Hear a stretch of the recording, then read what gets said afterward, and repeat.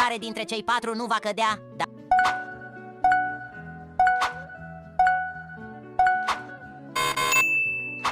Dacă ai spus al treilea, ai răspuns corect. Test pentru a vedea cât de rapid este creierul tău. Poți să răspunzi corect la toate întrebările. Acum găsește numărul 46.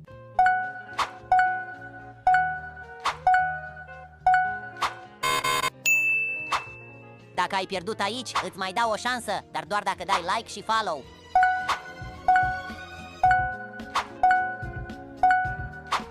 Ține apăsat pe comentarii și alege un emoji.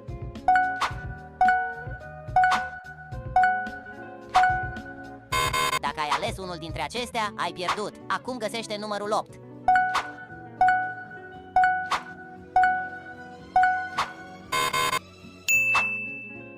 Dacă îți place videoclipul, salvează-l pentru a ajuta profilul. Știai că poți vedea cine este gelos pe tine? Dă share!